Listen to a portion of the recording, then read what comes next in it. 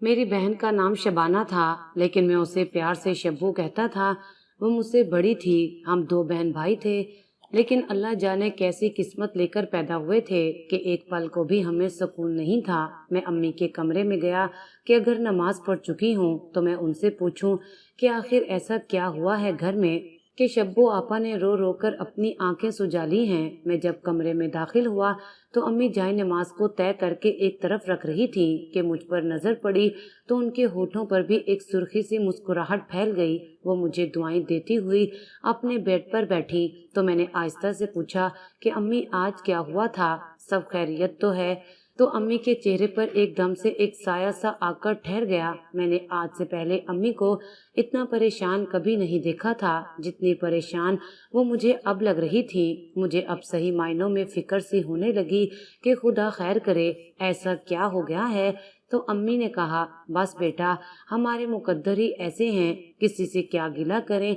तो मैं उनकी बातें सुनकर परेशान हो गया। कोई मुझे बताएगा कि आखिर इस घर में हुआ क्या है? ये तो मुझे भी पता है कि हमारे मुकद्दर कोई इतने अच्छे नहीं हैं। मैंने तल्खी से अम्मी की तरफ देखते हुए कहा तो एक अफसुर्दा सी सांस उनके लबों से निकली और फिर वो धीमे से गोया हुई। आज कुछ लोग तुम्हारी बहन को देखने के लिए अचानक आ गए, लेकिन पसंद तुम्हारे चचा की बेटी नाजिया को करके चले गए हैं। इस बार भी तुम्हारी बहन का रिश्ता होते होते रह गया। तो ये सुनकर मुझे शदीद गुस्सा आया। नाजिया का क्या काम था अम्मी कि वो उनके सामने आ गई? आखिर अपने घर टिककर क्यों नहीं बैठती ये? उसका मसला क्या है? इससे पहले भी 2 दफा ऐसा हो चुका है। ये जानबूझकर करती है। आप सब्र करें, इसको मैं मजा चखाता हूँ। तो मेरी बात सुनकर अम्मी परेशान हो गईं। ये तुम कैसी बातें कर रहे हो? तुम्हारे चचा ने ये सब सुन लिया तो क्या होगा? मैं तो उनकी बात सुनकर एकदम से पथरा गया। अम्मी, क्या हर वक्त आप चचा जान के नाम से डराती रहती हैं? अब कोई हम छोटे बच्चे नहीं हैं। खुदा के लिए बंद कर दें हमें उनके नाम के ये ड्रावे देने। मत भूलो असद, ये तुम्हारे चचा की मेहरबानी थी कि मुझ बेवा औरत पर उन्होंने उस वक्त रहम खाया जब तुम्हारे अब्बा फोत हो चुके थे और हमें 2 वक्त की रोटी के लाले पड़े हुए थे। तो इसका क्या मतलब है अम्मी कि जो 2 वक्त की रोटी उन्होंने हमारे पेट में डाली, क्या उसका खराज वो सारी जिंदगी लेंगे? ऐसा कब तक चलेगा? कब तक आप हमें उनके एहसान याद दिला दिला कर हमें खुलकर सांस लेने से भी मना करेंगी? मैंने आपसे कितनी बार कहा है कि अब मैं बरसरे रोजगार हो गया हूँ। आपका और आपा का बोझ मैं अपने कंधों पर उठा सकता हूँ। अच्छा भला मुझे कंपनी से घर मिल सकता है, मैं आपको वहाँ ले जाकर रख भी सकता हूँ। लेकिन एक आप हैं कि अपनी जिद से निकलना ही नहीं चाहती। ना जाने क्यों आपने ये तय करके रखा हुआ है कि हमने अपनी सारी जिंदगी इनकी जूतियों में गुजारनी है। अम्मी, खुदा के लिए इस लाचारी में से निकले, अब बहुत हो गई। अब आप और आपके बच्चे इतने बेबस नहीं रहे। कब तक हम ऐसे ही जिंदगी गुजारते रहेंगे? मैं अम्मी की बातें सुन सुनकर चिढ़ गया था, इसलिए मैं बोलता चला गया तो मेरी बातें सुनकर अम्मी अपना सर पकड़कर बैठ गई। इतने में शब्बो आपा खाने की ट्रे उठाकर अंदर आईं और अम्मी पर नजर पड़ते ही उन्होंने मुझे इंतहाई सख्त नजरों से देखा। क्या बात है असद, तुमने अम्मी से कोई गलत बात कर दी है क्या? क्यों परेशान कर रहे हो इन्हें? मैं आपको कतई परेशान नहीं कर रहा। मैं सिर्फ आप लोगों को ये बताने की कोशिश कर रहा हूँ कि अपने आप पर तरस खाएं खुदारा और यहाँ से निकलने की कोशिश करें। कब तक हम यूं ही जिंदगी गुजारेंगे? बस मैंने कह दिया है कि मैं कंपनी से मिलने वाले घर को ओके करता हूँ, फिर हम सब वहीं पर शिफ्ट हो जाएंगे। तो मेरी बात सुनकर अम्मी एकदम से बोली, तुम कैसी बातें कर रहे हो असद? माना कि तुम अब बच्चे नहीं हो, लेकिन अभी भी तुम बच्चों जैसी ही सोच रखते हो। भला मैं अपना घर छोड़कर वहाँ क्यों शिफ्ट हो जाऊँ? अम्मी, माना ये हमारा अपना घर है, लेकिन हम चचा के साथ रहते हैं और मैं नहीं चाहता कि मैं अपनी सारी जिंदगी उनके साथ रहकर गुजार दूं। हमारी अपनी लाइफ है और अब मैं ये चाहता हूँ कि हमारी जिंदगी में अब उनकी मदाखलत बिल्कुल खत्म हो जाए तो ज्यादा बेहतर है। अब यही आप देख लें कि अगर हम किसी और घर में होते तो हमारी प्राइवेसी होती, तो मजाल क्या थी कि नाजिया यूं मुंह उठाकर लड़के वालों के सामने आती। इस घर में रहकर तो आप उसे इतना भी नहीं रोक पाई कि अंदर मत जाओ। اس کا جہاں دل کرتا ہے وہ منہ اٹھا کر پھرتی رہتی ہے۔ اس کو شاید اس بات کا اندازہ ہے کہ ساری زندگی اس کے باپ نے ہمارے خرچے اٹھائے ہیں اور ہم اس کے باپ کے دیے ہوئے ٹکڑوں پر پلے ہیں، اس لیے وہ ہمارے گھر میں دن دناتی ہوئی پھرتی رہتی ہے۔ تو امی ایک دم سے میری طرف غصے سے دیکھنے لگی۔ آہستہ بولو، اگر کسی کے کانوں میں تمہاری یہ باتیں پڑ گئیں تو نہ جانے کیا ہوگا۔ پہلے ہی تمہاری چچی بات بے بات لڑنے کے مواقع ڈھونڈتی ہیں، مجھے لگتا ہے کہ اب یہ موقع تم اس کو خود فراہم کرو گے۔ تو میں بے بسی سے امی کی طرف دیکھنے لگا تو ایک دم شبو آپا بھی بول پڑی، امی صحیح کہہ رہی ہیں اسد، تم ابھی بچے ہو، ان باتوں کی نزاکت کو نہیں سمجھتے۔ پہلی بات تو یہ ہے کہ یہ ہمارا اپنا گھر ہے، چچا اور چچی تو ہمیشہ سے یہ چاہتے ہیں کہ ہم یہاں سے نکلیں اور وہ پورے گھر پر قبضہ کر لیں۔ تم جانتے بھی ہو اس گھر کی مالیت کیا ہے؟ اگر نہیں جانتے تو جا کر مارکیٹ میں ریٹ پتہ کرو تو تمہاری آنکھیں کھلی کی کھلی رہ جائیں گی۔ ارے ہم اپنے جیتے جی اپنے گھر کو چچا کے حوالے کر کے کیوں جائیں؟ آپا، اگر ہم یہاں سے جائیں گے بھی تو کوئی بندوبست کر کے جائیں گے نا۔ میرا ارادہ تو یہی ہے کہ ہم یہاں پر کوئی کرایہ دار رکھ لیں گے۔ سوال ہی پیدا نہیں ہوتا کہ چچا یہاں پر کسی کرایہ دار کو اندر گھسنے بھی دیں۔ آپا دو ٹوک بولی تو میں نے ضد چھو کر کہا، آخر وہ ہوتے کون ہیں ہمارے گھر کے بارے میں فیصلہ کرنے والے؟ ہمارا گھر ہے، ہم کرائے پر لگائیں یا نہ لگائیں انہیں کس نے اتنا اختیار دے دیا ہے؟ انہیں یہ اختیار تمہارے ابا دے کر گئے ہیں۔ ساری زندگی انہوں نے اپنے بھائی کی سنی اور اب اپنے مرنے کے بعد بھی اپنے بھائی کو ہم پر مسلط کر کے گئے ہیں۔ میں نے کتنا کہا کہ میں 2 کمرے کرائے پر چڑھا دیتی ہوں، کم از کم اس کرائے سے میں اپنی کئی ضرورتیں پوری کر سکوں گی، لیکن تمہارے چچا نے میری ایک نہ مانی اور کہنے لگے کہ میں انجان لوگوں کو اندر کیوں آنے دوں، آپ کو جو بھی چاہیے مجھ سے لے۔ یہ باتیں کر کے میرے تو ہاتھ پیر ہمیشہ کے لیے اس نے باندھ کر رکھ دیے اور ایک طرح سے ہمیں مجبور بنا ڈالا۔ تبھی تو تمہاری چچی ہر وقت مجھے باتیں سناتی رہتی تھی کہ میرے شوہر کے کندھے پر بڑی بڑی ذمہ داریاں آن پڑی ہیں، بیچارے کدھر کدھر پوری ڈالیں۔ تو میں اپنی عزت کی خاطر چپ کر جاتی تھی کہ بچے چھوٹے ہیں، میں خود بھی جوان ہوں، ایسے میں ان سے لڑائی مول لینی کون سی آسان بات تھی۔ تو یہی بات تو میں آپ کو سمجھانے کی کوشش کر رہا ہوں نا امی، کہ اب آپ اتنا ان سے کیوں ڈرتی ہیں؟ وہ مجبوری کا وقت اب گزر گیا۔ اسد، تم ان باتوں کو نہیں سمجھتے ہو نا، اس لیے تم چپ رہو۔ تمہاری اپنی پرائیویٹ جاب ہے، کون سی سرکاری ہے جس کے بل بوتے پر تم ان سے ٹکرانے کی باتیں سوچتے رہتے ہو؟ چپ کر کے خاموشی سے اپنی جاب کرو۔ تم اچھے سے جانتے ہو کہ چچا کا اثر و رسوخ اس شہر میں کتنا ہے۔ جانے کیوں آپا کی بات سن کر میرے منہ کا ذائقہ کڑوا سا ہو گیا اور میں کھانا کھائے بغیر ہی کمرے سے نکل گیا۔ مجھے اپنی ماں اور بہن کی یہی باتیں تو کھاتی تھیں کہ ایک تو خود بھی ساری زندگی ڈر ڈر کے گزاری اور مجھے بھی ڈراتی رہی۔ میں چھت پر گیا ہی تھا کہ وہاں پر مجھے نازیہ نظر آ گئی، جو چھت سے اپنے دھلے ہوئے کپڑے اٹھا رہی تھی۔ مجھ پر نظر پڑی تو مسکرا دی، جبکہ میں غصے سے کھولنے لگا۔ تبھی وہ میرے قریب آئی تو میں نے غصے سے کہا کہ تمہیں شرم نہیں آتی؟ کیوں جان بوجھ کر میری بہن کی زندگی عذاب کر رہی ہو؟ تو وہ میری طرف حیران کن نظروں سے دیکھ کر بولی کہ میں نے کیا کیا ہے؟ تو میں اس کی سادگی دیکھ کر طنزیہ ہنسا۔ ہاں، تم نے تو کچھ نہیں کیا، بس جب لڑکے والے آتے ہیں تو اپنا دیدار کروانے کے لیے وہاں فوراً پہنچنے کی کوشش کرتی ہو۔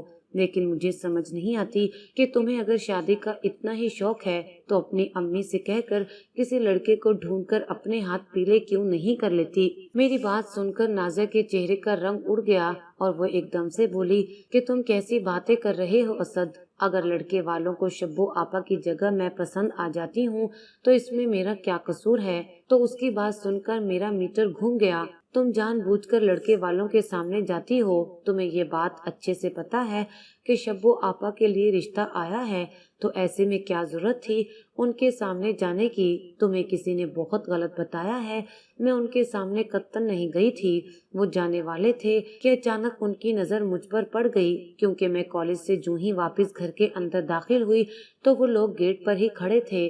مجھ پر نظر پڑی تو ایک دم سے انہوں نے پوچھا کہ یہ کون ہے، اور پھر وہاں سے وہ ہمارے گھر آ گئے۔ تو اس میں میرا کیا قصور ہے اسد؟ وہ کہہ تو صحیح رہی تھی، لیکن جانے کیوں میرے ذہن پر اتنا غصہ سوار تھا کہ اس کی مکمل وضاحت سن کر بھی میرے اندر کا غصہ کم نہ ہوا۔ حالانکہ مجھے امی اور آپا نے تو یہ بتایا تھا کہ وہ لڑکے والوں کے سامنے آئی تھی، جبکہ نازیہ کا اپنا سٹیٹمنٹ تو اس کے حوالے سے بالکل مختلف تھا، اور وہ صحیح بھی کہہ رہی تھی کہ وہ تو لڑکے والوں کے سامنے نہیں گئی، بلکہ وہ تو جو ہی گھر میں داخل ہوئی تو گیٹ پر کھڑے لڑکے کی ماں بہنوں نے اسے دیکھا اور پھر اس کے پیچھے پیچھے چچا کے گھر گئے اور اس کا رشتہ مانگ لیا۔ یہ اور بات ہے کہ چچا نے ان کو مکمل انکار کر ڈالا تھا۔ بچپن ہی سے چچا کے حوالے سے ایک خاص ذہن امی کی طرف سے بنایا گیا تھا، اس لیے جانے کیوں چچا کے نام پر ہی بدگمانیوں کا ایسا سلسلہ دراز تھا کہ ہم دونوں بہن بھائیوں کے دل میں ہمیشہ ان کے لیے ناپسندیدگی ہی رہی۔ شبو آپا کافی قبول صورت تھیں، مگر کہیں پر بھی ان کا رشتہ طے نہیں ہو پا رہا تھا۔ لڑکے والے آتے، انہیں دیکھتے، لیکن بغیر بات بنے ہی چلے جاتے، بلکہ 2-3 بار تو ایسا ہوا کہ رشتے شبو آپا کے لیے آئے لیکن پسند وہ نازیہ کو کر گئے، جس کی وجہ سے ہمارے گھر کا ماحول انتہائی اپسیٹ ہو گیا۔ شبو آپا تو غمگین تھی ہی، لیکن میں اور امی بھی کم پریشان نہیں تھے۔ سمجھ نہیں آ رہی تھی کہ ہم اس مرحلے سے کیسے نکلیں۔ میں ایک دن آفس میں ہی تھا کہ مجھے امی کی کال آئی اور انہوں نے مجھے کہا آف لے کر جلدی سے گھر آ جاؤ، ایک بہت ہی ضروری بات تم سے کرنی ہے۔ تو میں سمجھا کہ شاید شبو آپا کے رشتے کی کوئی بات بنی ہے، تو میں نے فوراً آف لی اور گھر کی طرف چل پڑا۔ لیکن جب مجھ سے امی نے بات کی تو میرے پیروں تلے سے زمین ہی نکل گئی۔ میں نے تو کبھی خواب میں بھی ایسا نہیں سوچا تھا جو بات امی مجھ سے کرنے کا کہہ رہی تھی۔ میں امی کی بات سن کر غصے میں آ گیا، لیکن پھر شبو آپا کا چہرہ دیکھ کر میرا غصہ جھاگ کی طرح بیٹھ گیا۔ امی نے مجھے کہا کہ تمہارے چچا نازیہ کے لیے تمہارا رشتہ مانگ رہے ہیں اور وہ چاہتے ہیں کہ جلد از جلد تمہاری اس کے ساتھ شادی ہو جائے۔ تو مجھے امی کی بات سن کر جہاں پریشانی ہوئی، وہاں میں یہ سوچ کر بھی حیران تھا کہ امی جنہیں چچا اور ان کی فیملی سے کوئی خاص لگاؤ نہیں تھا، وہ میرے رشتے کی بات نازیہ کے ساتھ کرنے کے حوالے سے سن بھی کیسے سکتی تھیں۔ اور میری یہی سوچ جب زبان پر اتری تو امی نے مجھے کہا کہ بیٹا میں نے بہت سوچ سمجھ کر ایک فیصلہ لیا ہے کہ نازیہ کے ہوتے ہوئے تمہاری بہن کا رشتہ نہیں ہو سکے گا، اور یہ تمہارے سامنے کی بات ہے، کوئی ڈھکی چھپی بات تو ہے نہیں۔ اگر ایسے میں نازیہ کی شادی تم سے نہیں ہوتی تو نہ جانے اس کی شادی کب ہو، لیکن یہ طے ہے کہ تمہاری بہن کی عمر پھر نکلتی چلی جائے گی، اس لیے میں چاہتی ہوں کہ تم نازیہ سے شادی کر لو، کیونکہ یہ شبو کے رشتے میں سب سے بڑی دیوار ہے۔ جب یہ دیوار ہٹ گئی تو لوگ خود ہی تمہاری بہن کے رشتے کو انکار نہیں کر پائیں گے۔ تم ٹھنڈے دل سے سوچ کر مجھے جواب دے دینا، کیونکہ آخری فیصلہ تمہارا ہی ہوگا۔ میں خاموشی سے اپنے کمرے میں آ گیا، لیکن جتنا میں اس فیصلے پر غور کرنے لگا تو مجھے امی کی باتیں صحیح لگنے لگیں۔ اس رشتے کو کرنے میں 2 فائدے تھے، ایک تو چچا ساری زندگی ہمارے احسان مند رہیں گے، اور دوسرا چچا کی تمام پراپرٹی بھی میری پہنچ میں ہوگی، کیونکہ نازیہ ان کی اکلوتی بیٹی تھی اور وہ چچا کی تمام جائیداد کی اکلوتی وارث تھی۔ یوں میری تو 5 ہی انگلیاں گھی شکر میں ہوں گی، تو مجھے اور کیا چاہیے۔ لہٰذا میں نے ہاں کر دی، کیونکہ نازیہ شکل و صورت میں بھی بہت زیادہ حسین تھی، لیکن جانے کیوں مجھے شادی کے بعد بھی اس سے کوئی خاص محبت پیدا نہ ہو سکی، بلکہ چچا نے ہم پر احسان جتا جتا کر ہماری زندگی سے جو سکون ختم کیا، اس کا بدلہ میں اب نازیہ سے لینے لگا۔ میں نے نہ جانے شادی کے بعد اسے یہ بات کتنی بار جتائی کہ تمہارے باپ نے بیٹی والا ہو کر میرا رشتہ مانگا، یقیناً تم میں کوئی نہ کوئی تو کمی تھی جس کی وجہ سے تمہارے باپ نے رشتہ باہر نہیں دیا۔ تو وہ میری بات پر اکثر حیران ہو جاتی اور مجھے سمجھانے کی کوشش کرتی کہ آپ صرف میرے ابو کی چوائس نہیں تھے، بلکہ میں بھی آپ کو پسند کرتی ہوں، اور امی یہ بات جانتی تھی، تبھی میری خواہش کے احترام میں ابو نے آپ کا رشتہ خود آپ کے گھر آ کر مانگا۔ لیکن میں اس کی باتوں پر اس کا مذاق اڑاتا، اسے چھوٹی چھوٹی بات پر اتنا ذلیل کرتا کہ وہ بیچاری گھنٹوں روتی رہتی۔ وہ حالانکہ ٹھیک ٹھاک خوبصورت تھی، جو پہنتی اس پر سجتا تھا، لیکن میں ہر وقت کوئی نہ کوئی ایسا نقص نکال دیتا کہ اس نے بننا سنورنا ہی چھوڑ دیا۔ اس کے آ جانے کے بعد امی نے کچن کے معاملات اس کے ہاتھ میں دے دیے تھے۔ وہ ٹھیک ٹھاک کھانا بنانا جانتی تھی، لیکن میں نے کبھی بھی اس کے کھانے کی تعریف نہیں کی، بلکہ اگر ذرا سا بھی نمک کم یا تیز ہو جاتا تو وہ بہت بری طرح سے میرے اتاب کا نشانہ بنتی۔ امی اور آپا کا رویہ بھی اس کے ساتھ کچھ خاص اچھا نہ تھا۔ وہ دونوں اس سے سارے گھر کے کام بھی کرواتی اور اسے خوب دبا کر بھی رکھتی کہ وہ چوں بھی نہ کر سکتی۔ چونکہ وہ مجھ سے بے پناہ محبت کرتی تھی، اس لیے ہمارے گھر کی کوئی بات بھی وہ چچا چچی کے سامنے نہ کرتی، بلکہ ہر بات وہ چھپا لیتی۔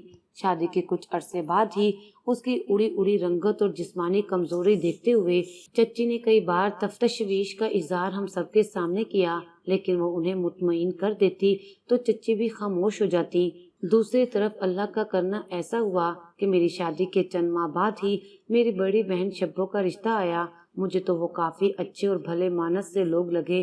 انہوں نے شبو آپا کو دیکھا اور پسند کر لیا، اور یوں میری شادی کے 10 ماہ بعد شبو آپا کی بھی شادی ہو گئی اور وہ اپنے سسرال چلی گئی، لیکن ہر دوسرے دن ہی اپنے شوہر کے ساتھ ہمارے گھر آ جاتی۔ ایسے میں نازیہ کی طبیعت چاہے اچھی ہوتی یا خراب، امی کا حکم ہوتا کہ وہ اچھے سے اچھے پکوان بنا کر ان کے سامنے رکھے تو وہ ان کے حکم کی تعمیل کرتی۔ شبو آپا کی شادی کے ان 4 مہینوں میں شاید ہی کوئی ایسا ویکنڈ گزرا ہو جب وہ رات رہنے کے لیے ہمارے گھر نہ آئی ہوں، لیکن وہ اکیلی نہیں ہوتی تھی، ان کے شوہر بھی ان کے ساتھ ہمارے ہاں رات کو رکتے۔ شروع میں مجھے ان کا یوں رات کو رکنا اچھا نہیں لگتا تھا۔ ایک عجیب سی کھٹک ان کے شوہر کو لے کر میرے دل میں پیدا ہو رہی تھی، کیونکہ ایک تو وہ بہت باتونی تھے اور دوسرا ان کی نازیہ سے بہت بنتی تھی۔ جب دیکھو وہ نازیہ سے لمبی لمبی گفتگو کر رہے ہوتے جو مجھے ایک آنکھ نہ بھاتی۔ اگر نازیہ کچن میں ہوتی تو وہ بھی کچن میں آ جاتے۔ میں ان باتوں سے بہت زیادہ تنگ ہونے لگ گیا تھا، لیکن ظاہر ہے اپنی بہن کو بھی نہیں سمجھا سکتا تھا کہ وہ یہ نہ سمجھے کہ میں ان کے آنے سے تنگ ہو رہا ہوں۔ لیکن مجھے نازیہ پر بہت غصہ آنے لگ گیا کہ اسے کیا ضرورت ہے میرے بہنوئی سے اتنا فری ہونے کی۔ ایک دن میری امی نے مجھے بتایا کہ نازیہ تمہارے بہنوئی سے چھپ چھپ کر باتیں کرتی ہے اور وہ دونوں ایک دوسرے کے رابطے میں ہیں۔ امی کی بات سن کر تو میرے چھکے ہی چھوٹ گئے۔ میں یہ تصور بھی نہیں کر سکتا تھا کہ یہ اتنی آزاد خیال ہوگی اور اندر سے ایک بد کردار لڑکی ہوگی۔ میں نے جب اپنا اور اپنے بہنوئی کا موازنہ کیا تو ایک شدید جیلسی میرے اندر پیدا ہوئی۔ میرے بہنوئی مجھ سے کہیں زیادہ ہینڈسم تھے، اور سب سے بڑھ کر یہ کہ ان کا اپنا ٹھیک ٹھاک بڑے پیمانے پر کاروبار تھا اور وہ خاصے کھاتے پیتے گھرانے سے تعلق رکھتے تھے۔ شاید یہی وجہ ہے کہ نازیہ ان سے بہت زیادہ انسپائر ہو گئی تھی۔ خدا جانے ان کے بیچ کیا چل رہا ہے۔ غصے کی ایک شدید لہر میرے اندر ہی اندر دوڑنے لگی اور مجھے اپنے بہنوئی سے شدید قسم کا حسد بھی ہونے لگا۔ شاید اسی حسد کا نتیجہ تھا کہ میرے دل میں نازیہ کو مارنے کے خیالات آنے لگے، لیکن مجھے کوئی ایسا آئیڈیا نہیں مل رہا تھا کہ جس سے اس کی موت قدرتی لگے۔ لیکن یہ موقع بھی مجھے خود بخود ہی مل گیا۔ جب نازیہ کو اچانک ہیضہ ہو گیا تو اس دوران ہی میں نے اس کی دوائی میں زہر ملا دیا۔ جب اس نے وہ دوائی لی تو اس کی موقع پر ہی ڈیتھ ہو گئی۔ سب کو یہ لگا کہ جیسے اس کی قدرتی موت ہوئی ہے، جبکہ اصلی بات تو میں جانتا تھا۔ اپنی بیٹی کی وفات کے بعد چچا اور چچی کی طبیعت بہت خراب رہنے لگی اور نازیہ کی وفات کے 2 ماہ بعد ہی ان دونوں کا بھی انتقال ہو گیا۔ اس موقع پر حالانکہ میری خوشی بنتی تھی، کیونکہ نہ صرف میں اس پوری کوٹھی کا مالک بن گیا تھا بلکہ ان کی تمام جائیداد کا میں اکلوتا وارث تھا۔ اب مجھے جاب کی بھی کوئی خاص ضرورت نہیں تھی، کیونکہ چچا کی دکانوں کا ٹھیک ٹھاک کرایہ آ جاتا تھا جو میں وصول کرتا تھا۔ لہٰذا میں نے جاب چھوڑ دی اور گھر پر ہی رہنے لگا۔ لیکن جانے کیوں میرے اندر کا سکون ختم ہو گیا تھا۔ مجھے کسی پل چین نہیں آتا تھا۔ میرا ضمیر مجھے ہر وقت ملامت کرتا کہ میں نے ایک بے گناہ لڑکی کے خون سے اپنے ہاتھ رنگے ہیں، لیکن جب مجھے یاد آتا کہ وہ ایک اچھے کردار کی لڑکی نہیں تھی اور اس کا میرے بہنوئی کے ساتھ چکر چل رہا تھا تو میرا دل بہت برا ہو جاتا۔ اس کو دفنانے کے بعد کبھی بھی اس کی قبر پر نہیں گیا اور نہ ہی کبھی میں نے دعا کے لیے ہاتھ اٹھائے۔ مجھے یقین تھا کہ اللہ تعالیٰ اسے کڑی سے کڑی سزا دے گا، بلکہ اس کی قبر کو عبرت کا نشان بنا دیا ہوگا۔ میں بس ہر وقت یہی سوچتا رہتا۔ مرنے کے بعد بھی وہ میرے ذہن سے نہیں نکل رہی تھی۔ ایک دن میں یہی باتیں سوچ رہا تھا کہ شبو آپا روتی ہوئی گھر میں داخل ہوئی اور بولی جلدی سے بھابھی کی قبر پر جاؤ اور اسے قبر سے نکالو۔ میں نے اس کے بارے میں بڑا عجیب خواب دیکھا ہے۔ وہ بری طرح سے رو رہی تھی اور بار بار مجھے اس کی قبر پر جانے کا کہہ رہی تھی۔ تو میں اگلے دن ہی اس کی قبر پر جا پہنچا تو قبر کی مٹی مجھے کچھ عجیب سی دکھائی دی۔ ایسا لگا جیسے کسی نے قبر کھودی ہو اور جلدی جلدی اس کی مٹی برابر کی ہو۔ میں نے فٹافٹ گورکن کو پیسے دیے اور کہا کہ اس قبر کو کھودو، لیکن جب قبر کھدائی کی تو میرے پیروں تلے سے زمین ہی نکل گئی کہ اندر نازیہ کے کفن کے ساتھ ہی 3 مرد آڑے ترچھے بے ہوش پڑے تھے۔ انہیں دیکھ کر گورکن چلایا کہ ارے یہ تو کفن چور ہیں۔ گورکن کی بات سن کر تو میرا دماغ ہی معاف ہو گیا۔ ہم نے فٹافٹ ان تینوں کو باہر نکالا۔ ان کی سانسیں چل رہی تھیں لیکن وہ اپنے حواسوں میں نہیں تھے۔ گورکن فٹافٹ پانی لایا اور ان کے اوپر چھڑکا تو انہیں ہوش آیا، لیکن جو ہی انہیں ہوش آیا تو وہ ایک دم سجدے میں سر رکھ کر رونے لگے۔ میں اور گورکن حیرت سے ان کی طرف دیکھ رہے تھے۔ وہ بار بار نازیہ کی قبر کی طرف اشارہ کر کے اپنے کانوں کو ہاتھ لگانے لگتے۔ پھر دیکھتے ہی دیکھتے انہوں نے میرے پاؤں پکڑ کر مجھ سے معافی مانگی کہ یہ خاتون بہت ہی نیک عورت ہے کہ جب ہم اس کی قبر کھود کر اندر گئے تو پوری قبر اندر سے خوشبو سے معطر تھی۔ ہم چاہ کر بھی اس کا کفن نہیں اتار سکے۔ اس سے پہلے ہمیں کبھی بھی ناکامی نہیں ہوئی، لیکن اس نیک عورت کی طرف ہم آنکھ اٹھا کر بھی نہیں دیکھ سکے۔ اللہ ہمیں معاف کرے، ہم بھی کیسے ظالم لوگ ہیں۔ پھر انہوں نے مجھے کہا کہ آپ چاہیں تو ہمیں پولیس کے حوالے کر دیں، کیونکہ ہم خود بھی اپنے گناہوں کی سزا پانا چاہتے ہیں، اور آج کے بعد ہمارا اللہ سے وعدہ ہے کہ ہم یہ گناہ کا کام نہیں کریں گے۔ وہ میرے سامنے کھڑے ہو کر رو کر معافی مانگ رہے تھے، جبکہ ان کی باتیں سن کر تو میرا پورا جسم سن ہو گیا تھا۔ میں جسے بد کردار کا سرٹیفکیٹ دے کر اس دنیا سے اپنے ہاتھوں رخصت کر بیٹھا تھا، اور جس کے بارے میں اس کے مرنے کے بعد بھی کوئی اچھے خیالات نہیں رکھتا تھا، مجھے لگتا تھا کہ اس کی قبر تو عبرت کا نشان بن جائے گی، جبکہ میں یہ دیکھ رہا تھا کہ اس کا تو کفن بھی میلا نہیں ہوا تھا، بلکہ وہ تو شہادت کی موت مری تھی۔ اس کا جسم اب بھی بالکل تر و تازہ تھا، جیسے میں نے ابھی دفنائی ہو، تو گویا یہ بالکل پاک تھی۔ میں ہی غلط تھا، میرے شک نے ایک نیک لڑکی سے زندگی چھین لی۔ گویا وہ غلط نہیں تھی، میں غلط تھا، تو پھر مجھے اپنے کیے کی سزا تو ملنی چاہیے۔ وہ چور تو کب کے جا چکے تھے، کیونکہ مجھے یہ لگتا تھا کہ اللہ نے انہیں میری طرف بھیجا ہی اس لیے تھا تاکہ میں اپنی آنکھوں سے اپنی نیک اور با کردار بیوی کا دیدار ایک بار پھر کر سکوں اور جان لوں کہ وہ نہ صرف بے گناہ تھی بلکہ اللہ کی بہت ہی پیاری بندی تھی جسے میں نے اپنے ہاتھوں ختم کر دیا۔ میری ضمیر پر اتنا بوجھ تھا کہ میں قبرستان سے سیدھا پولیس اسٹیشن گیا اور اپنے جرم کا اقرار کر لیا۔ مجھ پر کیس چلا اور پھر مجھے عمر قید کی سزا ہو گئی۔ میری سزا کا سن کر امی کو ہارٹ اٹیک آیا اور وہ خالق حقیقی سے جا ملی۔ شبو آپا اپنے گھر میں ہیں، لیکن وہ مجھ سے ملنے کبھی بھی جیل میں نہیں آئیں۔ جب سے انہیں یہ پتہ چلا کہ میں نازیہ کا قاتل ہوں، وہ مجھ سے نفرت کرنے لگی ہیں۔ ہر وقت اللہ سے اپنے گناہ کی معافی مانگتا رہتا ہوں، لیکن میں جانتا ہوں کہ جس بے گناہ کو میں نے مارا ہے وہ مجھے معاف نہیں کرے گی۔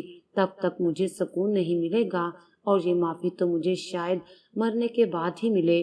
لیکن میری کہانی سننے والوں سے درخواست ہے کہ آپ لوگ میرے سکون کے لیے دعا کیجیے گا، اور ایک ریکویسٹ ہے کہ کبھی بھی اپنی شریک حیات پر بلا وجہ غصہ نہ کریں اور نہ ہی اپنے رشتوں کو شک سے آلودہ کریں، کیونکہ شک آپ کے پاک رشتے کو کھا جاتا ہے۔